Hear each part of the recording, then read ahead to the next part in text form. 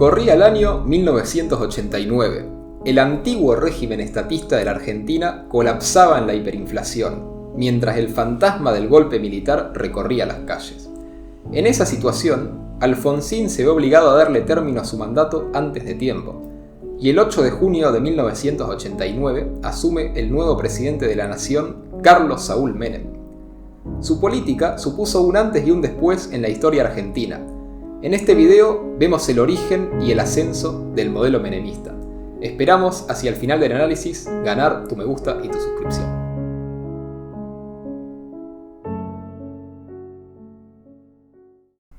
Bueno, soy Facundo Jurisic, estoy acá a mi izquierda con Isra Albornoz Molinari y esta es la 99ª reunión de la Mesa del Caos, ¿no? Ya una de la número 100. Así que bueno, vamos a empezar un poco con el contexto previo, ¿no? De lo que fue toda la década del menemismo y por qué decimos que terminó colapsando, ¿no? Más bien, cuáles decimos que son las razones, ¿no? Del colapso de la convertibilidad.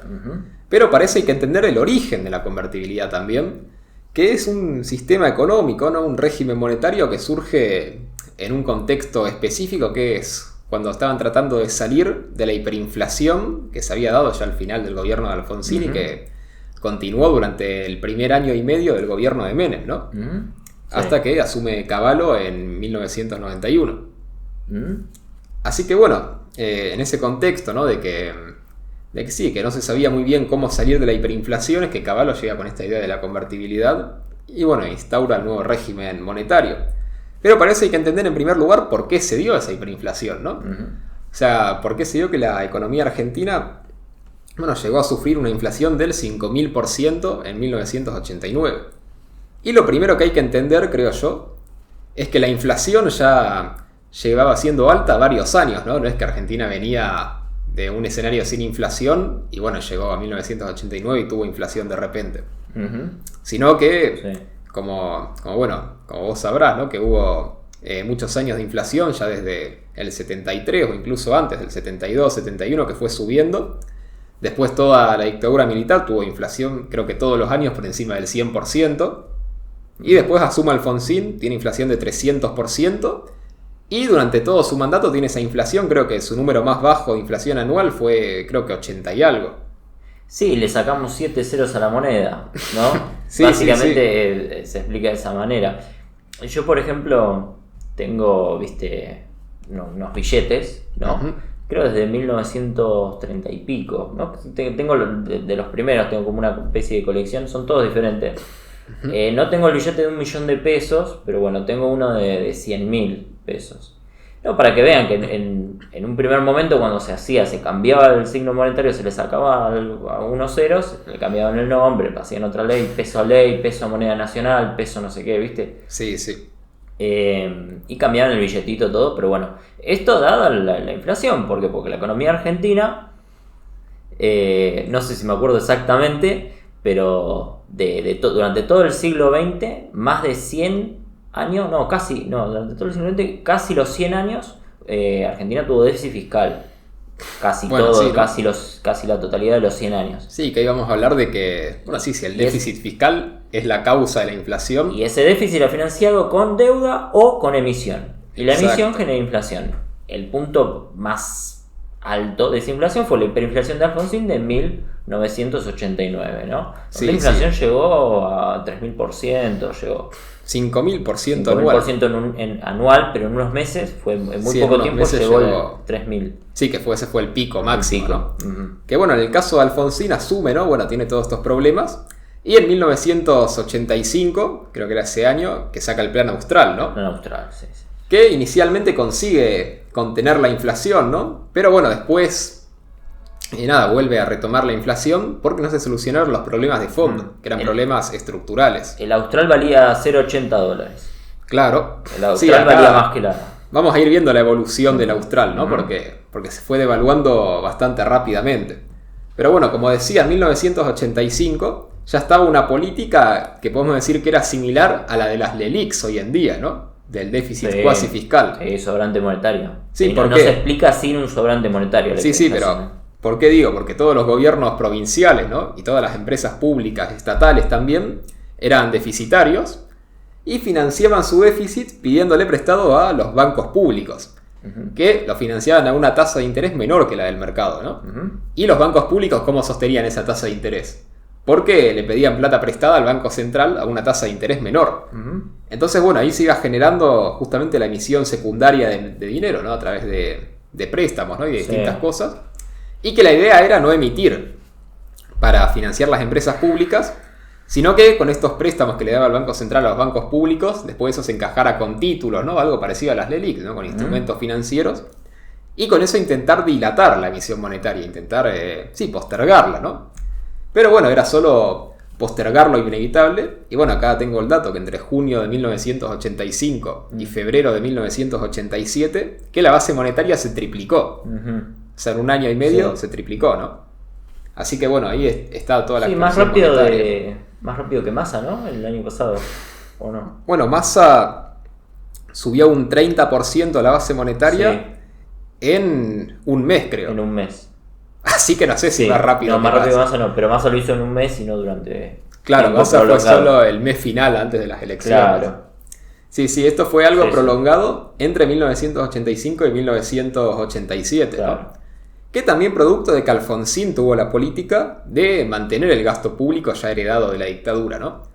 Porque cuando se dice que la dictadura también que es neoliberal, ¿no? Que es liberal, bueno, tiene algunas políticas de apertura financiera, podemos decir, ¿no? De ciertos mercados, pero el gasto público, por ejemplo, no solo no lo bajó, sino que lo subió. Además de conservar todas las empresas públicas, ¿no? Y ciertas regulaciones industriales. Y el tema es que la dictadura, cuando asume en 1976, hereda un gasto público del 47% del PBI, que le había dejado el tercer gobierno peronista, ¿no? Y cuando se va en 1983, se va con un gasto público de 49% del PBI más o menos. O sea, sube 2 puntos. Y después Alfonsín lo aumenta más y lo llega hasta 50, algo por ciento. O sea, llega a ser más de la mitad de la economía que es gasto público.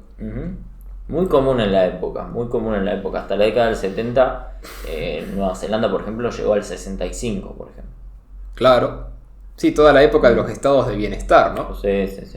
Sí, que sí era común ya para los 80, no sé si ya seguía siendo tan común. Un poquito menos, pero más o menos. Sí, seguía estando. Y bueno, además del gasto público, toda la economía estaba regulada y tenía mucha... No solo que había empresas públicas que proveían servicios esenciales, ¿no? Como podía ser los teléfonos, ¿no? El famoso caso de los teléfonos, viste, que tardaban mucho en traértelo a tu casa. Y está la anécdota de que las casas se vendían con distinto valor si tenían teléfono fijo. Si tenían teléfono, ¿no? Sí, obviamente. Sí, está eso. Pero no solo que servicios así importantes solo los proveían las empresas públicas, sino que incluso los servicios que proveían empresas privadas... Sí, Entel era. Claro. La empresa, ¿no? Para que la gente... Sí, Entel. Y los servicios que proveían empresas privadas que además estaban altamente regulados, ¿no? Con esta idea que lo proveía la empresa privada, pero el Estado le daba todo el marco de cómo tenía que hacer, ¿no? De qué manera. O sea, era una economía altamente controlada por el Estado. Sí, o estatizada o dirigida por el Estado. Un dirigismo, una mezcla de estatismo y dirigismo. Sí, exacto. Con muchos controles de precios, precio máximo, precio mínimo. Bueno, sí, también esto, ¿no? Que Alfonsín muy común ese tipo de política. Muy común en Alfonsín, muy común en gobiernos anteriores, muy común en el tercer gobierno de Perón, muy común en toda la época. Sí, en todo. Y Alfonsín obviamente no sacó los controles de precios prácticamente durante todo su mandato, ¿no? Sacando algún periodo muy menor, pero para después volver a poner. Y ni siquiera sé si para todos los precios, o más que nada para algunos precios, como puede ser el del dólar. Que bueno, ahora vamos a ver eso, ¿no? Y además de esto, también es cierto que Alfonsín heredó una deuda pública que era la más alta de la historia argentina, ¿no? Para ese entonces. Que es la que había tomado justamente todo el gobierno militar para sostener ese gasto público. Entonces, bueno, tenía una deuda pública también muy elevada, ¿no? Todo el problema con el FMI, con negociar, si hacer los ajustes, si no hacer los ajustes. Y que Alfonsín también es cierto que tuvo cierto impulso reformista, aunque sea en sus primeros años, de, bueno, querer reformar un poco los sindicatos, ¿no? Las empresas públicas. Está la famosa ley Mucci. Lo que pasa es que yo creo que después de que se haya rechazado la ley Mucci en 1985, ya después de eso el gobierno de Alfonsín quedó sin capacidad de hacer nada, ya perdió todo su impulso reformista. creo que ahí ya perdió toda oportunidad de poder reformar algo. Es que se decía que 6 años es mucho para un presidente. Ujú. Nadie puede terminar los 6 años, solamente Perón. Incluso ya se decía que era mucho antes de Perón. Se decía que era mucho, no sé, a ver, qué sé yo, Roque Sáenz Peña no llegó a los 6 años, o se morían antes o algo les pasaba. Muy pocos, no todos llegaron a los 6 años, era recurrente que no puedan terminar. Entonces ya se empezaba a plantear no, es mucho. Estados Unidos tiene 4. Sí, Además, es cierto. hay que buscar la reelección, ¿no? Ya se empezaba a pensar, ¿no? Sí, ya se empezaba a pensar con esto también. Y es que encima en esta situación de deterioro económico, que la imagen política se gasta muy rápido, ¿no? Y todo el capital político. Pero bueno, básicamente esta es la situación en la que asumió Alfonsín, ¿no?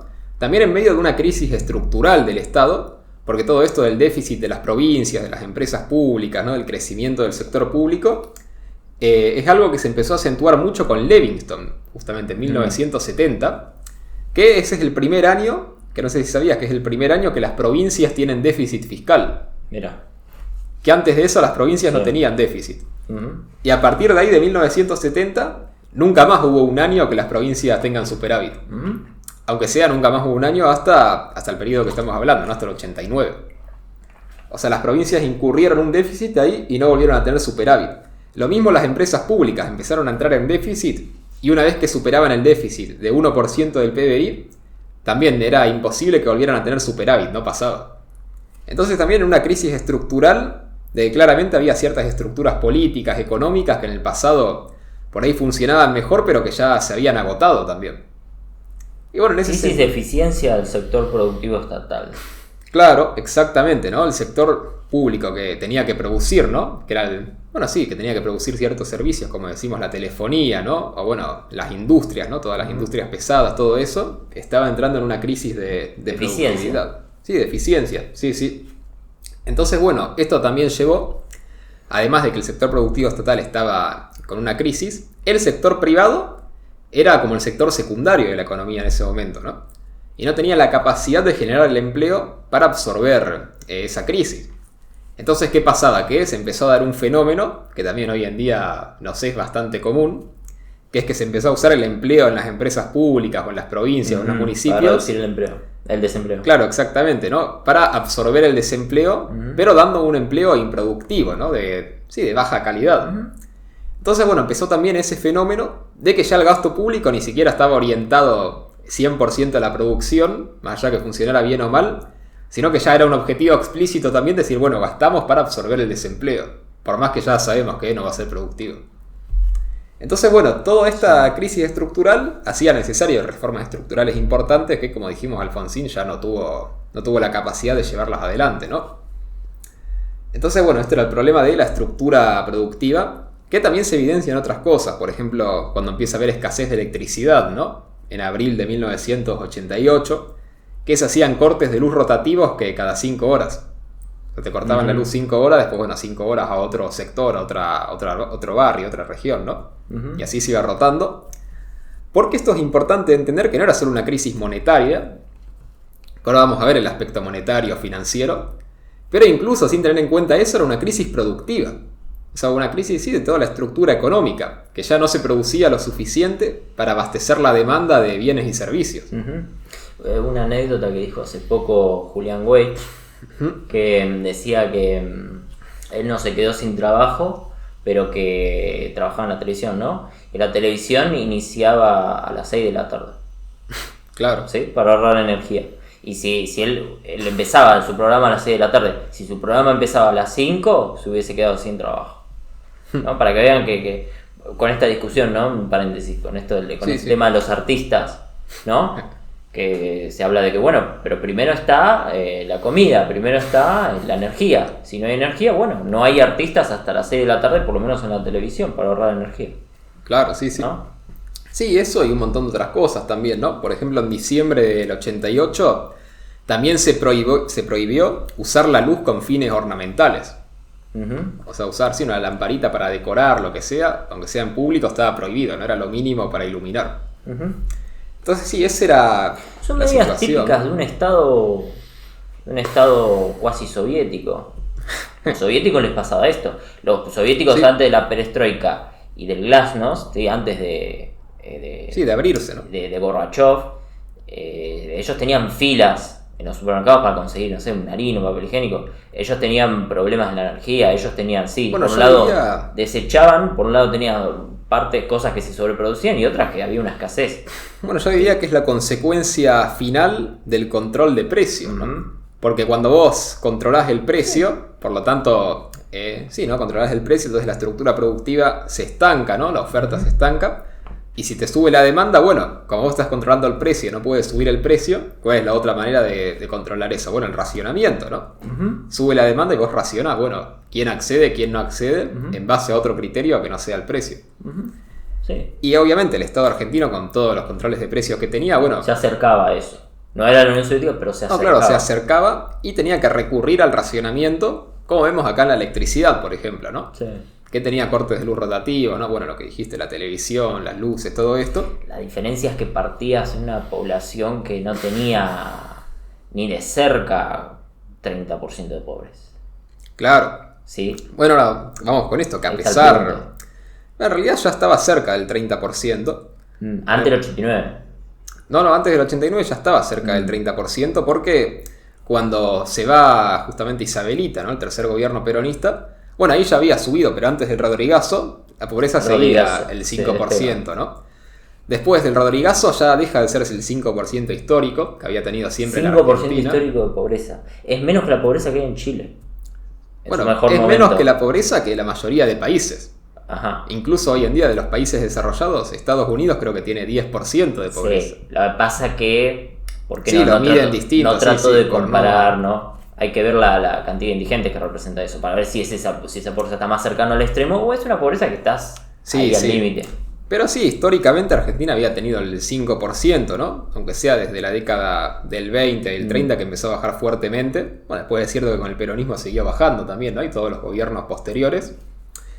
Y el tema es que con el Rodrigazo ahí se despega, ¿no? O sea, justamente pasa esto que estamos diciendo, la estructura productiva ya no daba para más, ya desde 1970, que presentaba los signos de deterioro, ¿no? Y además de eso le sumás toda la crisis financiera del Rodrigazo, la crisis monetaria, todo. Y la pobreza ya se despega, bueno, la dictadura sigue subiendo. Y cuando llega Alfonsín ya estaba en un 20 y pico %. Y después con la hiperinflación del 89, creo que llega hasta 39% Ahí la cuando pobreza. pasa. Ahí cuando llega a ese número que tenemos ahora, que anda, ahora no, ahora tenemos más, pero ese límite Claro, digo, estructural. como... Sí, ¿no? Como la imagen que tenemos que cuando se dice la pobreza en Argentina, y como la imagen histórica de que, bueno, como que 40%, 30% siempre está por ahí. Sí. O casi 30, 20 y pico. No me acuerdo Macri hasta dónde le había llevado el nivel mínimo. Sí, creo que 28, 27. algo Había así. cruzado el umbral de los 30, así para abajo. Sí, sí, pero nunca muy debajo de los Sí. 30, ¿no? Incluso el kirchnerismo en sus mejores momentos se calcula que tenían 25, 26% de Sí. pobreza. Entonces sí, siempre por esa etapa. Y bueno, como decimos, ¿no? Que ya en el 89 se pasa eso.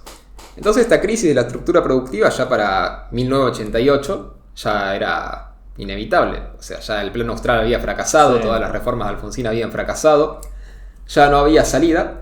Y en ese contexto es que el gobierno lanza el Plan Primavera, ¿no? Ujú. Que fue el último plan de Alfonsín, que más que un plan era como una especie de parches de emergencia para llegar a las elecciones.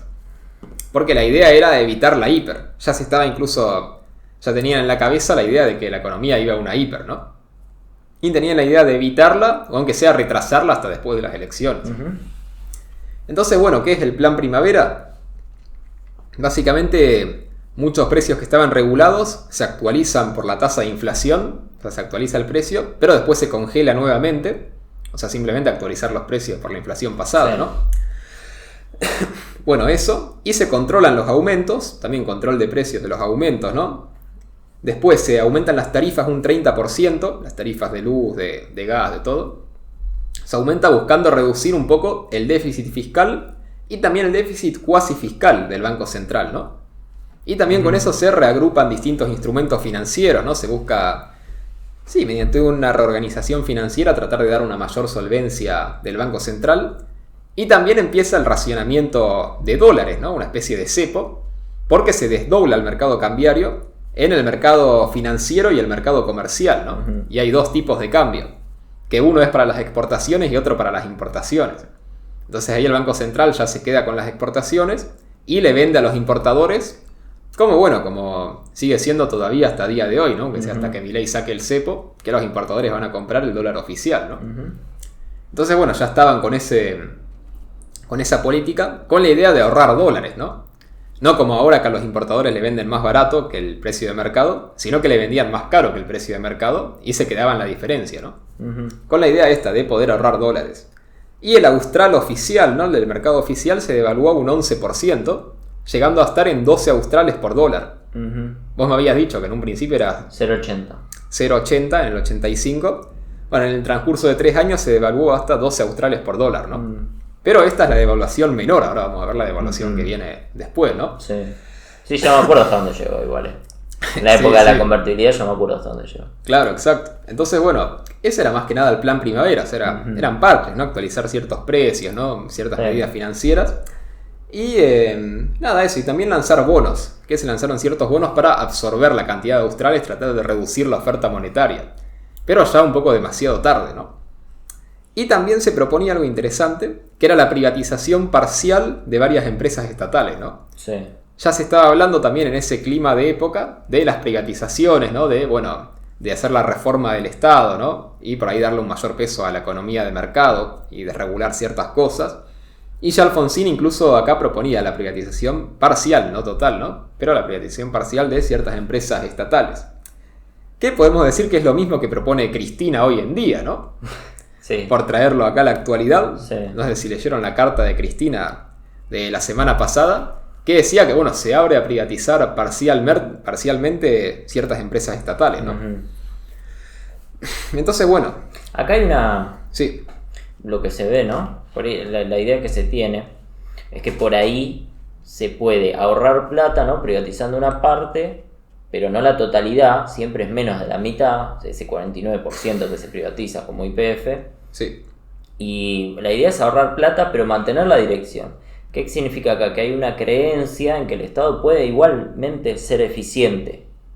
¿Sí? Sí. Puede ser eficiente administrando. Sí, o ser eficiente por ahí dejando que la administración sea más privada, pero dando como la dirección de ciertos lineamientos de dónde tiene que ir. Porque mantiene la mayoría, ¿no? Y seguir con esta... Sí, con la idea del Estado eficiente. Pero esta vez con los privados. Algo que ya decía Perón, ¿no? En el tercer gobierno, que esta vez el peronismo tendría que abrir las puertas a cierta participación de las empresas privadas, decía Perón. Sí, exactamente. Sí, totalmente eso. Pero bueno, básicamente este era el plan que fracasó muy rápido porque no tenía credibilidad y no te daba ningún horizonte de largo plazo, ¿no? O sea, no te daba ninguna idea de decir, bueno, este plan, ¿para qué es? Se veía que era un plan de emergencia para tratar de salvar la situación hasta las elecciones. Parecido a lo que hizo Massa en agosto del año pasado, ¿no? Que también devaluó ¿cuánto había sido? Un 22%. O un 18, algo así. Sí, de 350... No, de 200 y pico a 350. Sí, bueno, pero que había devaluado y eso se trasladó directamente a la inflación que empezó a subir el doble de rápido, ¿no? ¿Y por qué? Porque se veía que no tenía ningún tipo de horizonte ni de nada y que era solo para ahorrar dólares para poder llegar a las elecciones. Y en cambio se ve, por ejemplo, el caso contrario, ¿no? Con Milei, que devaluó mucho más, pero vos ves la inflación acumulada de diciembre hasta ahora y no te llega a igualar el ritmo de devaluación. Sí, acá es el punto de que la devaluación en realidad no generaría inflación. Claro, es que ahí está el punto. Cuando vos tenés un horizonte de política económica, no te genera inflación necesariamente. Pero cuando se ve que es una medida que es simplemente por ahorrar dólares, al contrario, deja expuesta la debilidad financiera del Estado, ¿no? Claro. Entonces te genera una crisis de credibilidad y una corrida cambiaria. Entonces, bueno, este fue el error que tuvo acá Alfonsín, ¿no? Que por eso el plan fracasó muy rápido, duró muy pocos meses. Era plan primavera porque se lanzó en septiembre, ya para diciembre ya estaba en crisis de vuelta. Y fíjate qué interesante que el presidente del Banco Central en ese momento era Machinea. El futuro ministro de Economía de la Rúa, ¿no? Pero bueno. Sí, Machinea es radical, eso es lo que pasa. Claro, sí, es radical. No es un economista ortodoxo, no es como López Murphy. Claro, pero es radical alfonsinista además, ¿no? Claro. Era, no sé si sigue vivo, creo que no. No sé, sí que lo busco. Fíjate si querés, Sí. mientras, sí. Pero bueno, estaba esto, y además que Alfonsín tampoco le daba tanta prioridad en un principio a la política económica, ¿no? Estaba más con lo institucional, con el tema de los militares, y también con criterios de corto plazo. Por ejemplo, en 1985, que el equipo económico estaba cercano a llegar a un déficit que ellos decían que era sostenible porque podían refinanciar la deuda, ¿no? Y que estaban cerca... Tiene 77 años. Ah, mirá, sigue vivo, mirá. Bueno, que en 1985 estaban cerca de llegar a ese déficit, y Alfonsín por decreto aumenta el déficit en 1,5 puntos. ¿Por qué? ¿A quién hace acordar? Ah, pero pará, pero te digo por Sí. qué. Porque primero que le aumenta los salarios a los militares, para evitar todo el problema con los militares, y después le hacen unas quejas porque dice, pero ¿cómo le va a aumentar a los militares y no a los docentes y a los médicos? Y le aumenta también a los docentes y a los médicos. Por la democracia, por los acuerdos. Claro. Eso fue un acuerdo. Fue uno de los acuerdos. Sí, que le aumenta un 25%. Y aumenta un 15% las jubilaciones justo unos meses antes de las elecciones, ¿no? O sea, todo muy casual. Y además también por decreto toma que el Estado Nacional se va a hacer cargo de toda la deuda de YPF. Entonces entre esas tres medidas le aumentó el déficit 1,5 puntos, ya en el 85, digo, pero para ver cómo Alfonsín tenía más el criterio político antes que el criterio económico, y que muchas veces el equipo económico incluso trabajaba en contra de Alfonsín, ¿no? O sin que Alfonsín les diera todo el poder político que necesitaban, incluso para poder hacer ciertas reformas o ciertas cosas que eran necesarias. Sí, me hace acordar a Macri. Me hace acordar a... No sé si específicamente a Macri, pero al gobierno de Macri, ¿no? 2017. Parece que a fines de diciembre de 2017 parece que gana las elecciones de medio término, está llegando a una especie de baja de inflación que podía no ser del 17, pero hacer en bajada, y no, deciden subir las metas de inflación porque preveían que iban a gastar un poquito más, eso genera una desconfianza, lo mismo, ¿no? Lo mismo error. Sí, ¿no? Podemos comparar el escenario de Macri 2017-2018, sí, totalmente. Pero bueno, todo esto te hace que, para finales del 88 ya el plan ya se veía que estaba fracasando. Sí. Ya para febrero del 89 estaba totalmente agotado y el Banco Central se queda sin reservas. Entonces se abre un tercer tipo de cambio, ¿no? Para tratar de desdoblar un poco más, pero se queda sin reservas igual. Y el tema es que no pudo seguir interviniendo al mercado cambiario. Y esto, sumado a la desconfianza total que había, ¿no? Ya no podés parar la corrida cambiaria. Y tenés que el austral pasa de valer 12 dólares. Perdón, 12 dólares, no, que 2 australes pasan a valer $1, ¿no? $1. De eso se pasa a que el dólar vale 28 australes 28 a finales de febrero. Sí, se duplica. Después a finales de marzo 47 australes, ¿no? Casi que se duplica de vuelta. Y a finales de abril 79 australes. Que acá, bueno, justamente es este periodo, ¿no? Marzo-abril, que es el mayor periodo de la hiper del 89. Que vemos cómo se va en el tipo de cambio. Y eso en un mercado que estaba controlado, ¿no? Porque seguía habiendo 3 tipos de cambio y todo un montón de restricciones para comprar dólares. Sí. Y aún así te pasa en 2 meses de 12 australes a 79 australes el dólar. Y eso en un contexto además de que la inflación mensual ya estaba en 80 y pico por ciento, 100% ya en abril. Y que además tenés los saqueos. Sí. Que empiezan también todos los saqueos, ¿no? Por el aumento de la pobreza. También, bueno, como dicen algunos, ¿no? Por coordinación política del peronismo. Lo dice Cristina.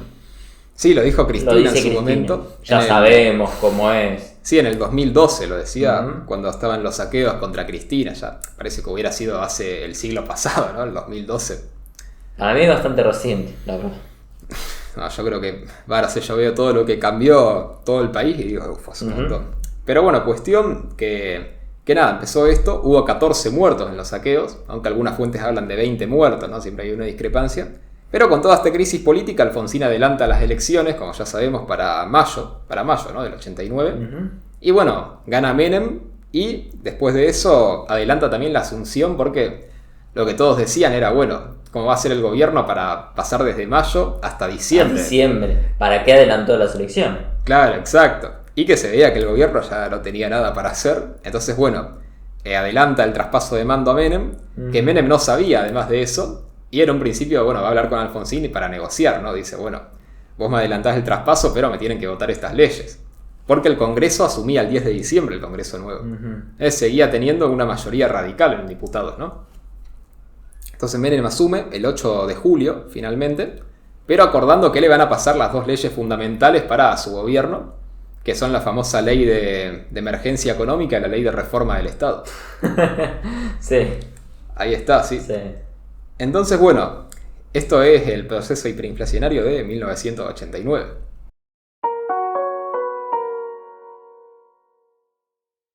Bueno, entonces el 8 de julio de 1989 asume Menem justamente, ¿no? Y bueno, se plantea cómo solucionar esta crisis económica, ¿no? Y esta crisis hiperinflacionaria. Porque ya la estructura argentina, o de la economía argentina, como dijimos, estaba totalmente agotada.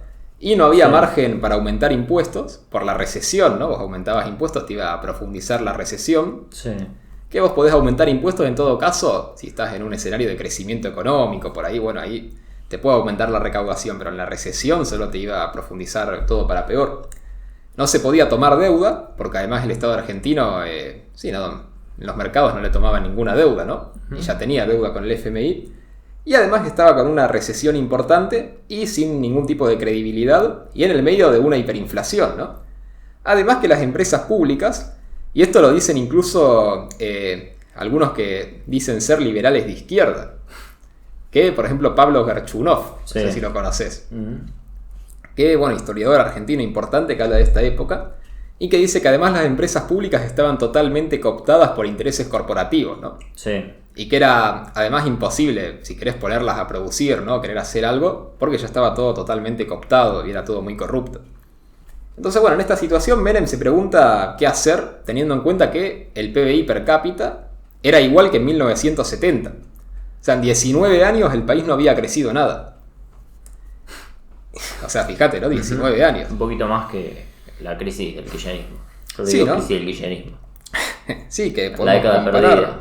Sí, que podemos comprar 2011-2024, o si querés 2012-2024, porque el 2011 subió un poco, pero 2012-2024 vos deflactás el PBI, haces los promedios y es una línea recta. Sí. O sea, una cosa así, que bueno, hacer el promedio es una línea recta. Entonces... El PBI per cápita cae por el crecimiento de la población. Claro, exacto. Entonces, esta crisis fue mayor, 19 años, ¿no? Imagínense, si esta crisis parece larga, imagínense el doble, de 10 años a casi 20. Lo que pasa es que había menos pobreza, es lo mismo, se siente un poco menos por ahí. Sí, por ahí puede se ser. sentía la hiperinflación, pero el colchón era más ancho. Sí, puede ser, es cierto. Es cierto que la clase media todavía tenía más recursos para aguantar. Pero bueno, el tema es que Menem se pregunta, bueno, ¿cómo hacer para solucionar esto? ¿No? Hay que cambiar de raíz todo. Y además de que el estado de bienestar, ¿no? El estado presente estaba en crisis en todo el mundo. Justo había caído el muro de Berlín, ¿no? Ya se veía el aire del capitalismo, ¿no? Del triunfo de Estados Unidos. Y bueno, la conclusión lógica era tomar una política de libre mercado, ¿no? Intentar, sí, eso, desregular la economía, privatizar empresas, ¿no? Una política monetaria, podemos decir, más ortodoxa. Sí. Que incluso es lo que decía Menem, no me acuerdo si era Menem o uno de sus colaboradores, que decía que el tema no es si Menem estaba convencido o no de las políticas de libre mercado.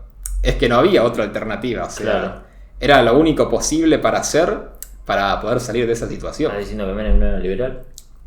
No digo que no era liberal, te quiero decir que por ahí para los que plantean que no, que Menem podría haber hecho otra cosa, ¿no? Volver al primer peronismo o algo así, y que muchos de sus colaboradores dicen que Menem, que Menem no era nada, era un político, ¿no? Y que vio que esa era la única solución posible.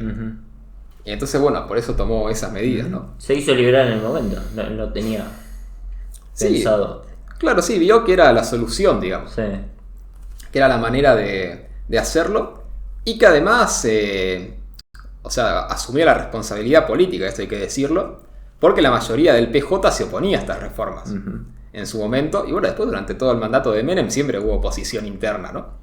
Y Menem, teniendo el liderazgo político, que consiguió ganándole la interna a Cafiero, ¿no? Y después las elecciones, bueno, podemos decir, hizo medio como Milei, ¿no? Dijo, bueno, yo asumo todo el costo político, y como dijo él, no, síganme que no los voy a defraudar.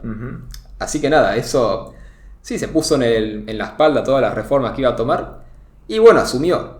Y ahí entonces en junio, un poco antes de asumir, ya se hablaba de su plan, el primer plan de Menem, que era el plan Bunge-Born, Bunge-Born, sí. justamente, que tenía el ministro de Economía Miguel Ángel Roy, que bueno, después murió 5 días después de asumir, y lo reemplazó Rapanelli, Néstor Rapanelli, que también estaba asociado ahí al grupo Bunge-Born, ¿no? Y tenían la idea de hacer una economía social de mercado. O sea, algo ni siquiera liberal, podríamos decir socioliberal, ¿no? Economía social de mercado. Sí. Sí, los Bunge y Born era un grupo empresario importante, ¿no? En Argentina. La idea que se tenía para ponerlos a dirigir la economía era que bueno, qué mejor empresarios para saber que saben administrar una empresa, qué mejor empresarios para administrar la economía de un país, ¿no? Que ellos saben cómo hacer para que la economía sea productiva. Sí, ¿no? Estaba también Esa esta era la idea. Sí, esta idea podemos decir de la tecnocracia, tal vez. Tecnocracia, sí, empresarial. Tecnocracia empresarial. Claro, sí, sí. De sí. raíces empresariales. Sí, sí, no académica, ¿no? Tecnocracia empresarial más que nada. Igual también, otra lógica que siguió también Menem para designar a gente asociada al grupo de Bunge y Born, era para dar un gesto político, ¿no? Un gesto político, como un gesto simbólico de decir, bueno, que vamos para este lado, ¿no? Que ya esto no se corrige. También similar a como hizo Milei, que, bueno, justo ahora se me ocurrió esto, ¿no? Pero que Milei dijo, yo saqué el DNU más que por las reformas en sí, que son importantes, para dar el gesto de que vamos en serio para este lado, ¿no? O sea, para decir, bueno, para mostrar simbólicamente, políticamente. Sí, porque no representó tanto y gran parte se lo tiraron abajo. Claro, pero para mostrar eso, que el gobierno está convencido y que también hay varios que dicen, de historiadores de esta época, ¿no? De distintas cosas, que incluso más importante que la gestión era mostrar este gesto de mostrar, mirá, el peronismo nombrando a alguien cercano a un grupo empresario, ¿no? Como un cambio de época. Sí. Esa era la idea que quería mostrar Menem.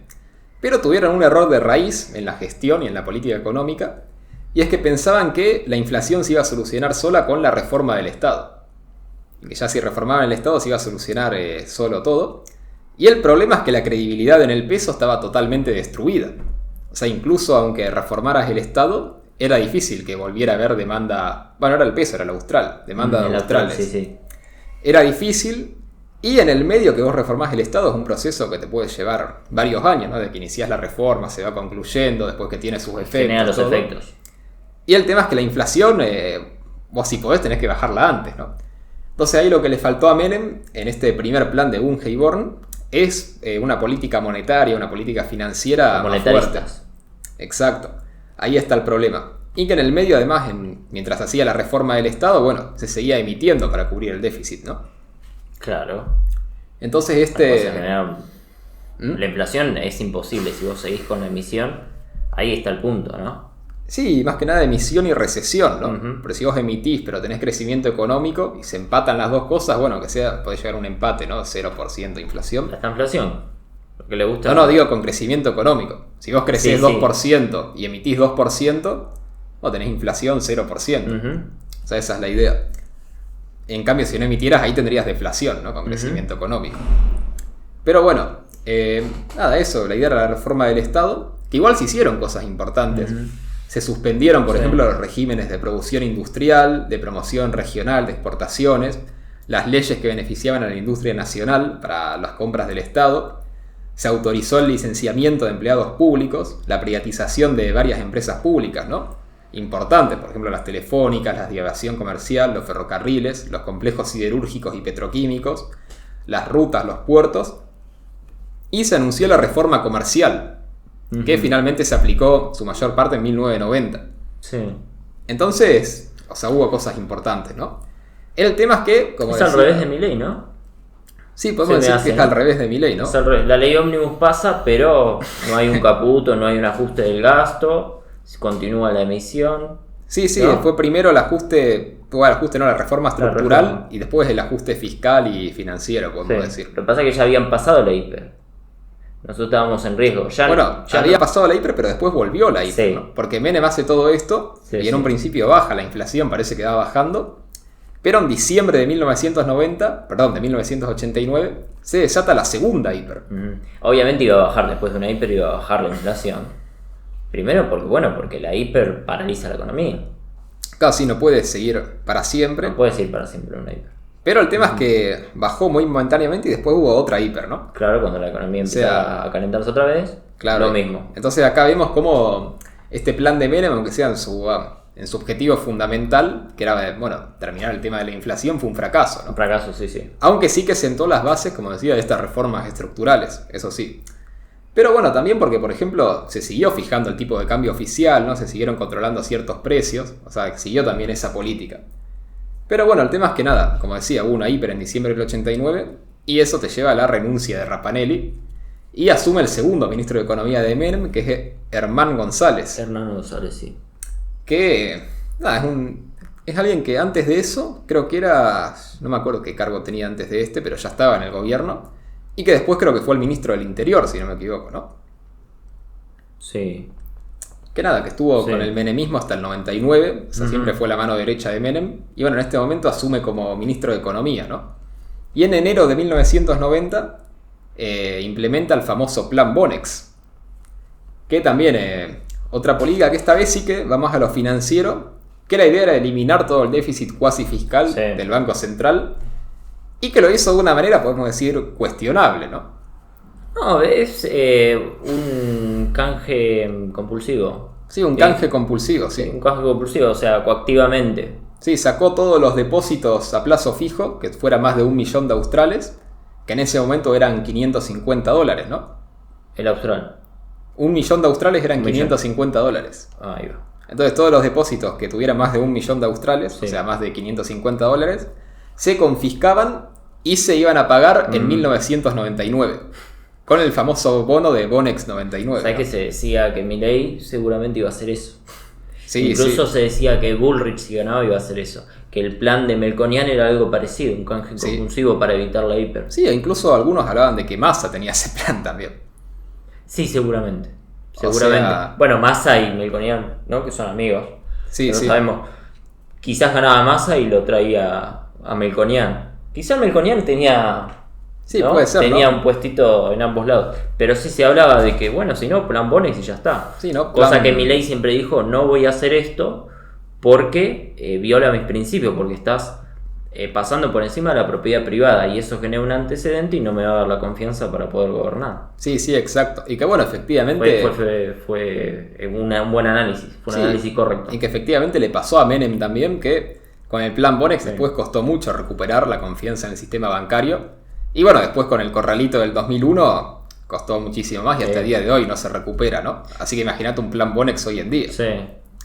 Pero bueno, nada, esto que efectivamente sería inconstitucional, ¿no? Porque estás confiscando propiedad privada sin ningún tipo de contraprestación y sin ley ni nada, porque además fue por decreto. O sea, a todas luces es inconstitucional. Pero bueno, la Corte Suprema lo avaló, ¿no? Porque dijo... Bueno, primero que era la Corte Suprema ya que había nombrado Menem la mayoría de sus miembros, la expandida a 9 miembros, y usó la famosa doctrina de la emergencia, ¿no? Que fue la misma doctrina que se usó en 1930 para decir que el golpe de Estado era constitucional. Así que bueno, qué sé yo, Argentina, ¿qué podemos decir, no? Pero bueno, se usó esto del plan Bonex, que si bien es cierto que es inconstitucional, que era ilegal, que seguramente es inmoral también, pero tuvo resultado. O sea, esto supuso confiscar el 60% de la base monetaria. O sea, de un día para el otro la base monetaria cayó a la mitad. Para que se hagan una idea del impacto de esto, ¿no? Milei, en estos 2 meses que lleva, bajó la base monetaria un 30% en términos reales. Y esto bajarla un 60% de la noche a la mañana. O sea, de un día para el otro... ¿En cuánto tiempo? ¿Qué cosa? ¿En cuánto tiempo lo bajó un 60%? De un día para el otro. De un día para el otro. O sea, un día te despertás y todos estos depósitos no existen y tenés un bono que se paga a 10 años. O sea, pero bueno, fue compulsivo, o sea, fue coactivamente. Claro, fue robarle a la gente. Sí, sí, exacto. Fue decir, bueno, esto no se paga porque el Estado no tiene plata para pagarlo. Pero bueno, con eso se eliminó todo el déficit cuasi fiscal, ¿no? Que podemos pensar como siempre, esto es una reflexión aparte que se me ocurre ahora, pero como siempre el peronismo cuando tiene que ajustar, siempre recurre de alguna manera que le pega más a la gente, ¿no? Porque podemos pensar esto, el plan Bonex, ¿no? Que fue confiscar depósitos. O por ejemplo el ajuste de Duhalde del 2002, que también fue de un día para el otro. Decir, bueno, ahora devaluamos de 1 a 3, el que tenía pesos, bueno, ya está, se jodió y ahora en dólares vale un tercio. 1.40 al principio, después se fue un poco más. Sí, después llegó hasta 4 incluso. Sí. Pero sí, como siempre buscan la solución a lo bruto, ¿no? Decir, el corralón es la especificación asimétrica, sí. Sí, la especificación asimétrica. Sí, de eso, ¿no? Pero una reflexión aparte de esto. Pero nada, el tema es que sí, no, bueno, y a ver, no solamente el peronismo, bueno, parece que voy a defender el peronismo, pero no, a ver, de la Rúa con el corralito. Fue robarle los depósitos a la gente. Bueno, sí, también, sí. Y esta vez sin ningún bono que te pagara nunca, ¿no? Ya está, Claro. te robé y ya está, no apareció más. Sí, todavía están los juicios. Sí, sí. Por eso son todas soluciones brutas, producto de no pensar a largo plazo, ¿no? De generar un montón de burbujas financieras, después explota y bueno, desaparecieron tus ahorros. Pero bueno, cuestión que nada, con el plan Bonex efectivamente se empezó cierta solvencia financiera del Estado, ¿no? Aunque sea del Banco Central, se resolvió ese tema y Herman González también empezó a hacer un poco el ajuste fiscal que decíamos, ¿no? Porque suspendió todos los contratos y licitaciones del Estado, o sea, suspendió la obra pública, ¿no? Como ahora, y empezó a achicar también el aparato administrativo, ¿no? Sacar secretarías, subsecretarías, ¿no? Echar gente. O sea, sí, empezó a achicar el Estado y a reducir el gasto social también y la emisión monetaria. Entonces hizo más que nada, si dijimos la primera parte fue las reformas estructurales, hizo más que nada el ajuste fiscal y el ajuste financiero. Entonces, bueno, fue por ese lado. Sí. También se pasó a un sistema monetario de flotación libre, ¿no? Se dejó de controlar el precio del dólar. Y esto profundizó la recesión económica en un principio, ¿no? Porque cae el gasto público, cae la demanda agregada, o sea, por lo tanto cae el crecimiento económico, pero pudo bajar la inflación. Y la inflación en 1990 terminó siendo de 2.300 anual. ¿Cuál era poco? Claro, igual... Era menos. Claro, ¿no? Pasó de 5.000% anual a 2.300 anual. Igual sigue siendo muchísimo, pero se veía la tendencia. Porque para el último trimestre del año, los últimos 3 meses, sí, la inflación era de 5% mensual. Que sigue siendo alto, ¿no? O sea, son los valores de junio del año pasado, ¿no? No es que sea tampoco una inflación baja. Pero comparado a la hiperinflación, bueno, se veía que ya se estaban empezando a corregir los precios, ¿no? Así que nada, este fue el primer año y medio de mandato de Menem, que empezó ciertas reformas estructurales, ¿no? El ajuste del Estado, el ajuste de distintas cosas. Pero el problema es que no pudo solucionar el tema más importante, que era el de la inflación, ¿no? Ese es el Menem pre-Cavallo, específicamente. Exacto, este es el Menem... El Menem que no se habla tanto. Exacto, este es el Menem pre-Cavallo de la reforma... Sí. No, que recordemos que las presidencias duraban 6 años. Eso es lo que pasa también. Entonces, sí, un periodo presidencial tenía como muchas etapas. Hoy día no tienen tantas etapas. Hoy día lo sumo tienen 2 etapas. Sí, la elección de medio término como que hace ese límite. Tenés un poco a Macri por el episodio 1, a Macri la primera parte, y después tenés a Macri la segunda con el fondo. Sí, sí. ¿No? O Alberto también. Con Alberto, ¿no? Medio que también, ¿no? Tenés el Alberto que tenía todavía poder y ya el que fue cooptado por Massa. Claro, entonces como que se divide en 2 y ya está. Acá las presidencias por ahí se podían dividir en 3.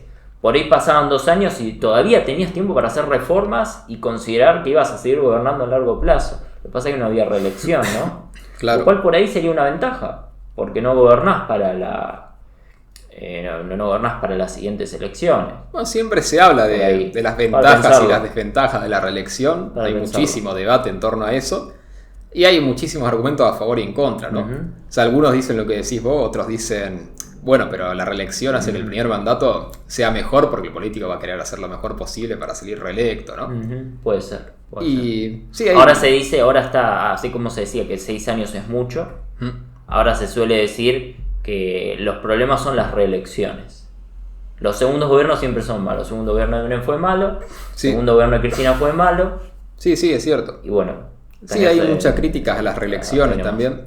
Hay mucho debate que yo creo que no está cerrado todavía. No sé si es que se va a cerrar alguna vez, ¿no? Por ahí depende también la cultura política, ¿no? O la personalidad de cada presidente.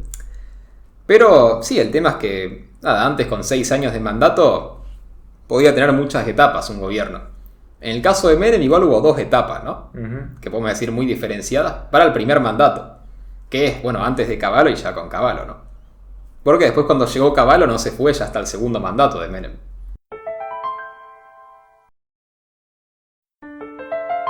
Entonces, bueno, como dije, esta era la situación, ¿no? A finales de 1990. Pero en enero de 1991 renuncia Herman González. ¿Y por qué renuncia? Por una nueva corrida cambiaria. Que vemos que la situación financiera todavía no estaba del todo consolidada. Hay una corrida, salta el precio del dólar. Se seguían usando los australes todavía. O sea, todavía no se había cambiado la moneda. Y no sé exactamente a cuánto llegó el austral, acá no lo anoté, no lo había buscado tampoco. Si querés puedes buscarlo mientras, no sé, si querés. El austral, cuando se hizo la convertibilidad. Claro, el austral, ¿cuánto valía cuando se hizo la Cuando se hizo la convertibilidad son 10.000. No, claro, sí, eso sí. Pero antes, en enero, esta corrida, no sé de cuál era el precio anterior a la corrida. Pero bueno, el tema es que esta corrida cambiaria llegó a renunciar a Germán González. Asume Cavallo, que ya estaba en el gobierno, era el canciller, el ministro de Relaciones Exteriores. Y nada, Menem tenía el problema con Cavallo de que tenía que estabilizar la inflación sí o sí. Sí. Porque imagínate, un mandato de 6 años, ya llevaba 1 año y medio y no había podido solucionar el tema de la inflación todavía. Y ya tenía su capital político bastante desgastado y la gente del PJ que no estaba muy contenta con la dirección que iban tomando las reformas estructurales. Entonces tenía que solucionar el problema de raíz, ¿no? Entonces, bueno, habla con Cavallo y Cavallo ya tenía la idea de la convertibilidad, que ya se le había presentado a Germán González antes, y Germán González la rechazó. Y bueno, ahora que asume Cavallo como ministro de Economía, habla con Menem, y Menem se la juega todo a nada. Dice, bueno, está bien, hace este programa y vamos a esperar que funcione, ¿no? Sí. Ahora sí inicia la convertibilidad, que también es cierto que producto del año y medio anterior, la situación era mejor que cuando asumió Menem, aunque sea en el término fiscal, ¿no? De inflación. O sea, había menor déficit fiscal, el Estado era un poco más sostenible, el sector externo estaba más equilibrado, y como se había postergado toda la deuda del Banco Central hasta el 99, tampoco había tantas obligaciones financieras importantes, ¿no? Y además que en 1990 el Banco Central compró una cantidad importante de reservas. Entonces estaba con esa situación Cavallo, y bueno, termina de perfeccionar el plan de la convertibilidad. Y bueno, redacta la ley, ¿no? Que se sanciona en marzo del 91 finalmente. Y entra en vigor el 1 de abril del 91. Y que la ley establecía varias cosas, ¿no?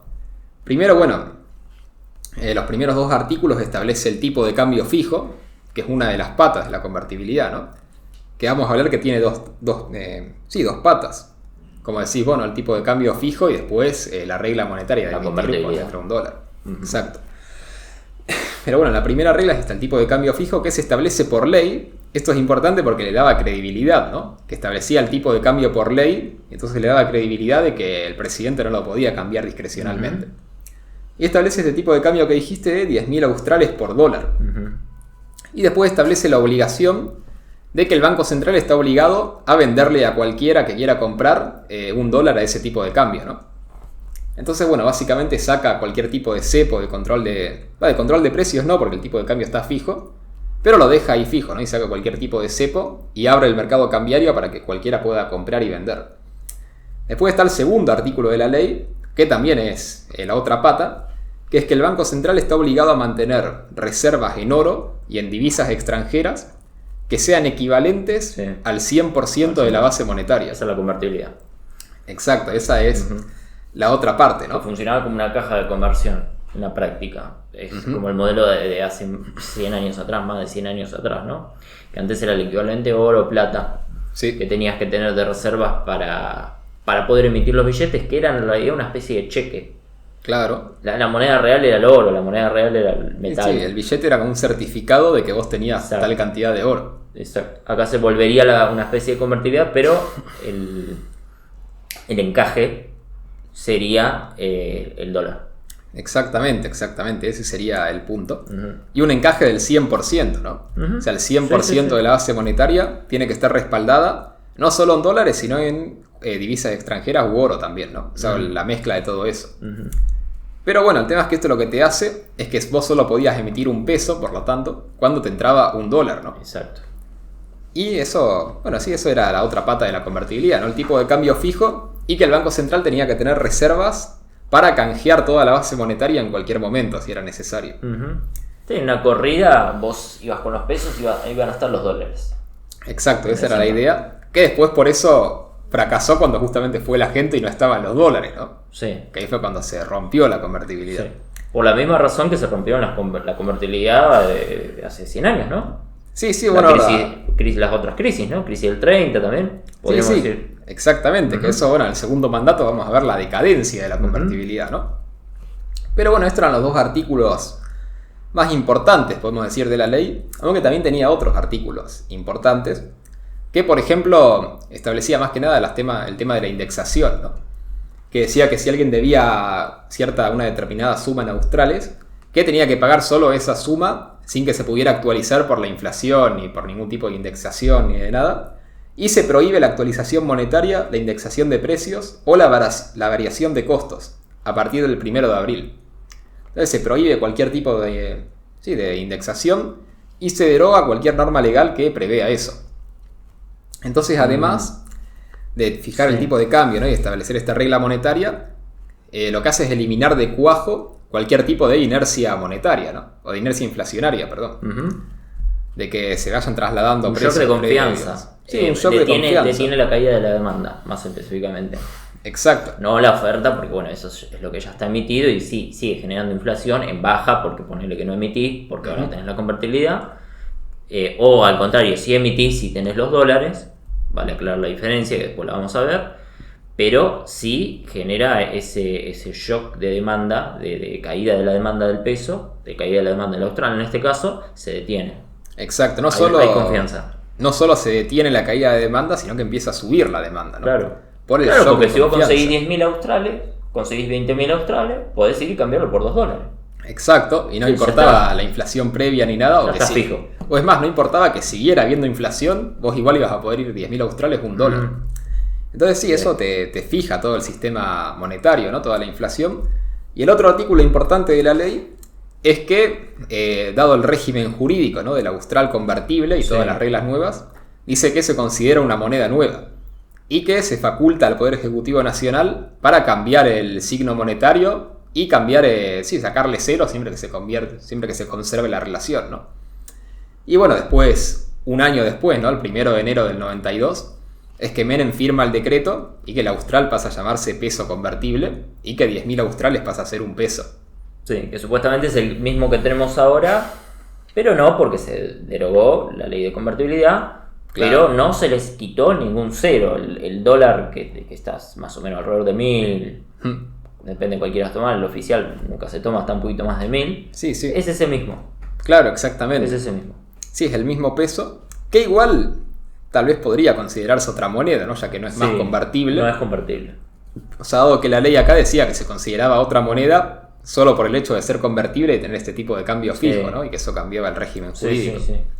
Que bueno, es lo que acá no se hizo después del 2001, se siguió con la misma moneda, la misma denominación, todo. Aunque informalmente sí que se le cambió el nombre, ¿no? Porque ya nadie le dice peso convertible. Ahora todos le dicen peso nomás. O sea, de facto, como que podemos decir, la cultura, la población asumió que es una nueva moneda. Sí. Tal cual. Pero bueno, eso era la convertibilidad, ¿no? Básicamente no, ya no es una moneda para la población. Por eso vemos lo que vemos. Bueno, hay que ver, ¿no? Porque ahora que... Mi ley está haciendo que vuelva a ser una moneda. Claro, hay que ver, quién sabe el futuro del peso, ¿no? Podemos hacer un video por ahí hablando del futuro del peso. No, para mí desaparece. Si es que tiene. Ya está, se fortalece, es como el ave fénix, ¿viste? Se fortalece, renace, pero trasciende a otra dimensión, a otro plano y vos fijate que curiosamente el billete que está resistiendo todo es el billete del hornero. El hornero, sí. Justamente, no el ave. No sé si resiste. Todavía el dólar no bajó de los 1.000, el blue, ¿no? No, pero está ahí, 1.000, está ahí siempre empatado. Y por ahí llega a los 900 y renace, pero va a renacer para morir. Si te está gustando el video, suscríbete y deja me gusta, que nos ayuda muchísimo para el crecimiento del canal. Además tenemos una comunidad de Discord que si querés puedes unirte, ¿no? Para hacer cierto debate político. Y también pueden unirse como miembros del canal si les interesa ciertos beneficios como ver los videos antes de tiempo, o poder votar los temas de los videos, o acceder a una serie exclusiva que estamos haciendo sobre análisis político y filosófico de distintas series y películas. Así que bueno, terminada esta pauta publicitaria, seguimos con el video. Pero bueno, volviendo al tema de la convertibilidad, ¿no? Básicamente es esto, es la combinación de dos políticas, un tipo de cambio fijo y la regla de que el Banco Central tiene que tener el 100% de la base monetaria en divisa fuerte, o sea, en dólar, oro, euro, o sea, la combinación de todo eso. Podías combinarlo de otra manera, podrías tener tipo de cambio fijo como ahora, ¿no? Ajá. Como ahora que tenés un dólar oficial, es un tipo de cambio fijo. Sí. Pero sin convertibilidad. Claro. ¿Dónde tenés el otro que te salta? Exacto. ¿Sí? O podrías tener exactamente al revés. Podrías tener una convertibilidad, pero dejar que flote como quiera. Sí, con tipo de cambio flexible. Sí, pero tiene que siempre ser convertible. Claro. Pero la convertibilidad, como se conoció, no era estas dos políticas. Esas dos. O sea, estas dos era lo que hacía la convertibilidad. Y el tema acá interesante es que decimos, bueno, si hay un tipo de cambio fijo, ¿por qué no había un dólar blue en la convertibilidad, no? Y era porque era al revés de como es ahora. O sea, ahora porque hay un dólar blue, porque el tipo de cambio fijo, oficial del Estado, es menor a lo que te pagaría el mercado. O sea, que están haciendo que... Sí, que es menor eso. En cambio, en la convertibilidad, el tipo de cambio fijo era mayor a lo que te daba el mercado. Sí, podemos decir que el dólar, no ahora con Milei, pero hasta Massa, ponele durante todo este tiempo hasta Massa, el dólar se fue encareciendo. El dólar se volvió caro. Sí. En cambio, con la convertibilidad, el dólar se volvía barato. Claro, claro, pero a lo que voy es que el tipo de cambio fijo de la convertibilidad era como si el dólar oficial hoy estuviera a 1200, por ejemplo, ¿no? O cambiando la proporción porque era un dólar más barato, imagínate que el blue estuviera a 300 y el tipo de cambio oficial estuviera a 400, ¿no? Sí. Pero justamente como el Estado te pagaba más de lo que te pagaba el mercado, o sea, por ahí apenas se puso la convertibilidad, vos ibas a otro país y no te daban 10.000 australes por un dólar. Y bueno, después están las anécdotas, ¿no? De finales de la convertibilidad, de los que iban a Estados Unidos que cambiaban un peso y no les daban un dólar.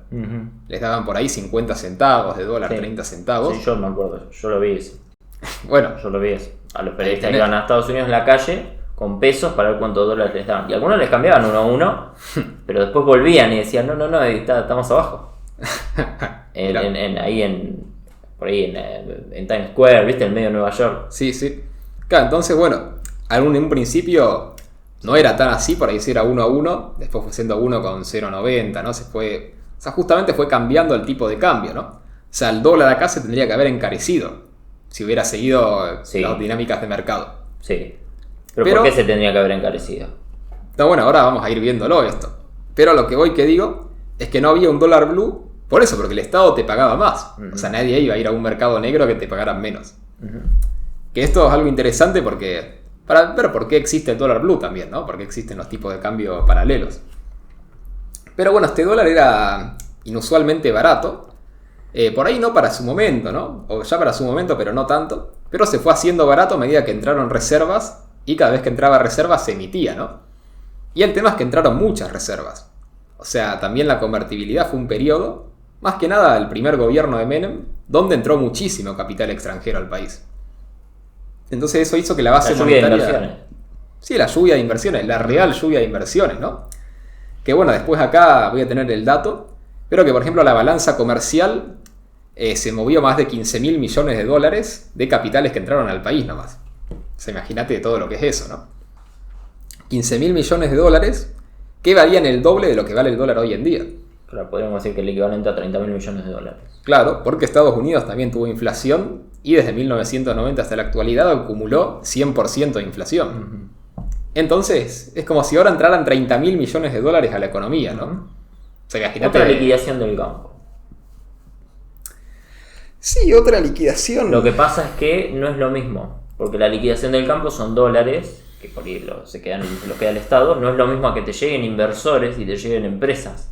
Claro, porque eso es parte del ciclo económico común de la Argentina. Claro. No es lo mismo que venga un factor exógeno a decirte, bueno, te traigo 30.000 millones y vamos a poner una industria acá, algo acá, por eso digo, a invertir acá. Otra liquidación del campo extra, por eso dije. Pero igualmente no es lo mismo, porque una cosa es que te dejen los dólares y que los tenga el Estado, vía retenciones por la liquidación del campo, y otra cosa es que te vengan empresas con la maquinaria, claro, con todo, para poner a producir. Sí, además también con el tema de la eficiencia, también va claro, ahí. No solo con el capital, sino también con el conocimiento, ¿no? De cómo producir algo, con la eficiencia. Exactamente, todo esto. Pero bueno, este tipo de cambio bajo fue lo que hizo el famoso fenómeno de que las importaciones eran baratas y las exportaciones caras, ¿no?